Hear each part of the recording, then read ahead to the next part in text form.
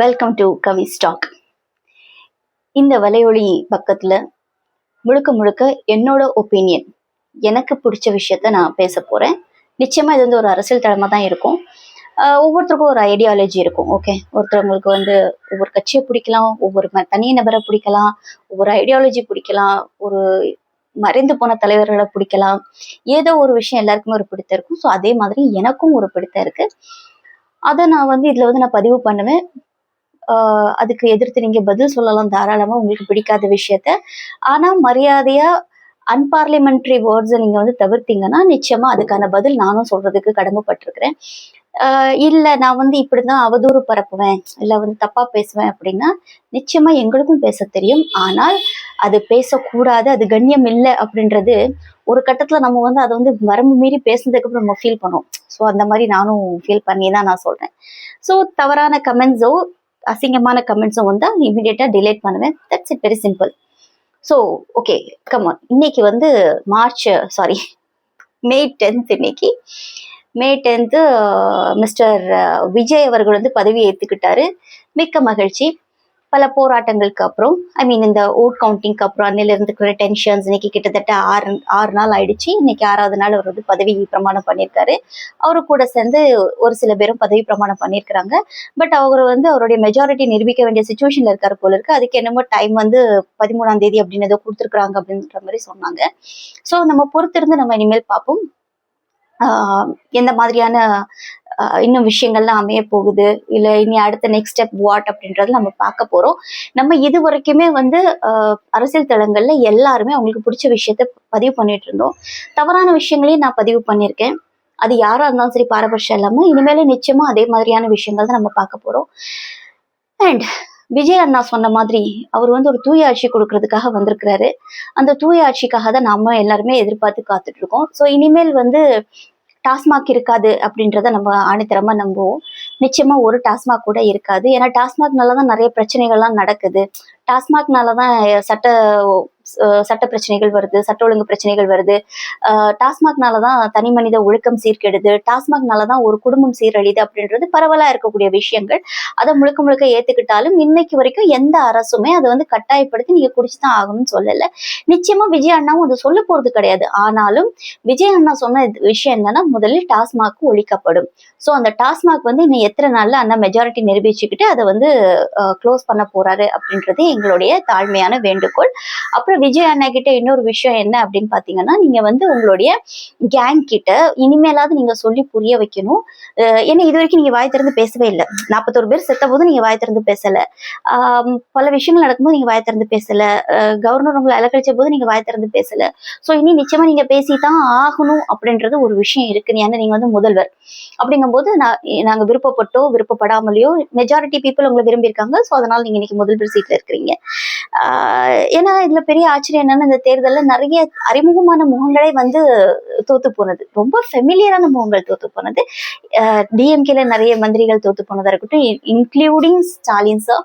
அதே மாதிரி பாஜகலையும் இவங்க வந்துருவாங்க அப்படின்னு நினைச்சு அவங்க தோத்து போனதா இருக்கட்டும், அதிமுகல நிறைய பேர் போனதா இருக்கட்டும். ஸோ இதெல்லாம் ஒரு கன்ஃபியூஸ்டான ஒரு தேர்தல். அண்ட் முகமே தெரியாது, யாருக்குமே என்னன்னே தெரியாத ஆட்கள்லாம் இதை ஜெயிச்சிருக்கிறாங்க. ஸோ மக்களுக்கெல்லாம் ஒரு மாற்றம் தேவைப்படுது அப்படின்றது நாங்க மக்களுடைய தீர்ப்பு மகேசனோட தீர்ப்பா நினைச்சு நாங்க ஏத்துக்கிட்டதுனாலதான் இந்த அளவுக்கு வந்திருக்குது. அதனால இதுக்கு மேல மக்களுக்கு நீங்க என்ன செய்ய போறீங்க அப்படின்றது நாங்க காத்துட்டு இருக்கோம் தெரிஞ்சுக்கிறதுக்காக. இது வரைக்கும் நீங்க மக்களுக்கு நன்றி சொல்லல, ஒன்றும் பிரச்சனை இல்லை. ஏன்னா நீங்க நன்றி சொல்லனாலும் உங்களுக்கு ஓட்டு போட்ட மக்கள் அதை பத்தி பெருசா நினைக்க போறது இல்லை. இது ஒரு பேசிக்கான ஒரு பண்பாடு அது. ஸோ அது இல்லை, ஒன்றும் பிரச்சனை இல்லை. ஏன்னா இனி இந்த மாற்றங்கள் தான் நிறைய வரும் அப்படின்றது நாங்க ரொம்ப கான்ஃபிடென்ட்டா இருக்கும். அதனால அதெல்லாம் ஒன்றும் பிரச்சனை இல்லை. விஜய் அண்ணா நீங்க யாருக்கும் நன்றி சொல்ல வேண்டிய அவசியம் இல்லை. அண்ட் இன்னைக்கு பதவி ஏற்புல ஃபர்ஸ்ட் வந்தே மாத்திரம் பாடப்பட்டிருக்கு. அதுக்கப்புறம் நேஷனல் அந்தம் பாடப்பட்டிருக்கு. அதுக்கப்புறம் தமிழ் தாய் வாழ்த்து பாடப்பட்டிருக்கு. இதே ஒரு நல்ல மாற்றங்கள் தான். ஏன்னா பாரத் மாதாய்க்கு ஜெயின் ஒரு பாட்டு இருந்ததுன்னா முதல்ல ஒரு அந்த பாடல் ஒழிக்கப்பட்டிருக்கும். அது இல்ல வந்தே மாதரம் நல்ல விஷயம் தான். வந்தே மாதரம் பாட வேண்டிய விஷயங்கள் தான்.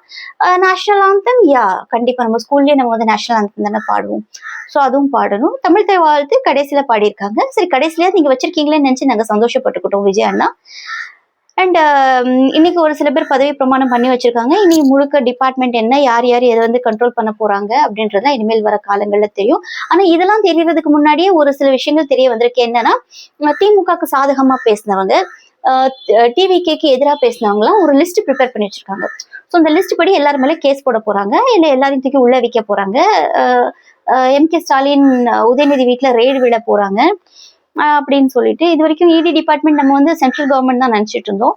ஸோ அது வந்து இனி வந்து ஸ்டேட் கவர்மெண்டா மாற போகுது. ஸோ அவர் இப்போ விஜய் அண்ணா வந்தோடனே எல்லார் வீட்டுக்கும் ஒரு இடி ரெய்டு விட போறாரு. எங்க வீட்டுக்கும் இடி ரெய்டு வரும் அப்படின்னு நினைக்கிறேன். வரும்போது டீ காஃபி செலவுக்கு யாராச்சும் காசு கொண்டு வந்தா கொஞ்சம் நல்லா இருக்கும். Jokes abort. ஸோ மக்களுக்கு நல்லது வந்தா அது யாரா இருந்தாலும் நம்ம ஏத்திக்கிட்டு தான் போறோம். ஸோ பார்ப்போம் எப்படி இருக்கு அப்படின்றத. உங்களை மாதிரி நானும் ரொம்ப ஆவலோடி காத்துட்டு இருக்கிறேன். இந்த ஆட்சி எந்த அளவுக்கு மாற்றங்களும் முன்னேற்றங்களும் தரப்போகுது அப்படின்னு. முன்னேற்றங்கள் எதிர்பார்க்கிற குரூப் நம்ம குரூப், மாற்றங்கள் எதிர்பார்க்கிற குரூப் ஒரு குரூப். ஸோ மாற்றம் வந்துடுச்சு அப்படின்றத நம்ம நம்புறோம். முன்னேற்றம் எப்போ வரும் அப்படின்றது காத்துட்டு இருக்கிறோம். அட்லீஸ்ட் ஸ்டாலின் ஐயா சொன்ன மாதிரி நீங்க வந்து 2500 ரூபாய் கொடுக்கலனாலும் முந்தின தடவை வந்த மாதிரி அதே 1000 ரூபாய் கொடுத்துட்டு இருந்தீங்க அப்படின்னா மகிழ்ச்சியான இதா இருக்கும். முந்தின தடவை செஞ்ச மாதிரியே ஸ்கூல் குழந்தைங்களுக்கான விஷயங்கள்லாம் நீங்க வந்து எதுவும் மாற்றங்கள் பண்ணாம அந்த குழந்தைங்களுக்கு தேவையான விஷயங்கள் கிடைச்சா நல்லா இருக்கும். இப்போ என்ன மாதிரி ஒரு பொதுஜனமா முந்தின ஆட்சியில கிடைச்ச மாதிரி ஒரு நல்ல மருத்துவ வசதிகள் கிடைச்சா ரொம்ப நல்லா இருக்கும். பாக்கி வேற என்ன அப்படின்றது எல்லாம் ஆண்டவன் கையில தான் இருக்கு. ஏற்கனவே ஆண்டவன் மேல சத்தியப்பிரமாணம் பண்ணி தான் நம்ம விஜய் அண்ணா வந்து பதவி ஏற்றிருக்கிறாரு. ஸோ பார்ப்போம். விஜய் அண்ணாவுக்கு கொஞ்சம் டைம் வேணும். ஒரு அட்லீஸ்ட் ஒரு 3-4 மந்த்ஸ் ஆச்சும் வேணும். ஏன்னா அவர் இது வரைக்கும் எந்த போராட்டம் ஆர்ப்பாட்டம் பார்க்கல, எந்த கட்சியிலே அடிப்படை உறுப்பினரா இல்லை. எம்ஜிஆர் கூட இருந்தாரு இல்லையா, திமுகலாம் இருந்தாரு. அவரு திமுகல எல்லாம் ஒரு மந்திரியா இருந்துதான் அவர் கடைசியில் அதிமுகன்னு ஒரு விஷயத்த ஆரம்பிச்சாரு. ஸோ அந்த எக்ஸ்பீரியன்ஸ் வந்து விஜய்க்கு வந்து அது வந்து ஒரு பெரிய ஒரு அது எக்ஸ்பீரியன்ஸ் இல்லை. பட் கூட திருமா இருக்காங்க, அது வரைக்கும் ரொம்ப ஹாப்பி. திருமா இருக்காங்க, இல்ல கம்யூனிஸ்ட் பார்ட்டியில இருக்கக்கூடியவங்க இருக்காங்க. அவங்க நிச்சயமா சொல்லிக் கொடுக்க தான் போறாங்க, கத்துக் கொடுக்க போறாங்க. ஆனா அந்த கத்துக் கொடுக்கறதையும் ப்ராப்பரா ஒரு நல்ல ஸ்டூடெண்டா படிச்சுக்கிட்டா நல்லது. அதே மாதிரி நான் வந்து 6 மணிக்கு மேல நான் வந்து ஒர்க் பண்ண மாட்டேன் அப்படிலாம் இனி சொல்ல முடியாது. மைக்கை கொண்டு போய் நீட்னா இல்லை நான் வந்து 4 செவத்துக்குள்ள நான் இன்டர்வியூ கொடுக்குறேன், நான் எதுவும் பேச மாட்டேன் அப்படின்னு சொல்ல முடியாதுன்னா, நீங்க பதில் சொல்ற இடத்துல இருக்கீங்க, கடமைப்பட்டிருக்கீங்க. நிச்சயமா தமிழ்நாட்டுக்கு கடமைப்பட்டிருக்கீங்க. இதுல வந்து நீங்க எல்லாம் வந்து வாந்தி எடுத்தீங்க வைங்களா, நீங்க ஓட் போட்டீங்களா, உங்களுக்கு கடமைப்பட, எனக்கு கடமைப்படல. ஆனா தமிழ்நாட்டுலதான் நானும் இருக்கேன் மக்களே. அதனால இது தமிழ்நாட்டு மக்களுக்கான அரசு அமைஞ்சிருக்கு. இதுல வந்து திமுகவுடைய பேருதவி இருக்கு. திமுகவை தீய சக்தின்னு சொல்லி ப்ரொபகண்டா பண்ணிட்டு இருந்தாரு நம்ம விஜய் அண்ணா. அதுக்கப்புறம் வந்து கூட்டணி அறிவாலயம் வாசல்ல யாரு போனாலும் கூட்டணிக்கு கூப்பிடுறாரு அப்படின்னு சொல்லிட்டு எல்லாம் நக்கல் பண்ணாரு. அப்புறம் கடைசியில இந்த 4-5 நாளும் அவரு வந்து திமுக கூட்டணிக்காக அவரு காத்துட்டு இருந்ததும், அதுக்கப்புறம் அவரு திருமா அண்ணாவை நேர்ல போய் சந்திச்சதும், அப்புறம் திருமா அண்ணா மேலே நிறைய அவதூறுகள் அவருடைய ஆட்கள் எல்லாம் பேசுனதும், திருமா அண்ணா வந்து பதவிக்கு ஆசைப்படுற ஆள் அவர் கிடையாது. அவருக்கு வந்து அவர் வந்து ஒரு கொள்கையோடு இருக்கக்கூடிய ஒரு மனிதர். அவரை பத்தி தெரிஞ்சவங்களுக்கு தெரியும். நானும் அவரை நேர்ல ஒரு டைம் தான் சந்திச்சிருக்கேன். ஒரு ஃபியூ செகண்ட்ஸ் தான் நான் பார்த்திருக்கேன் பொதுமக்கள் மாதிரி.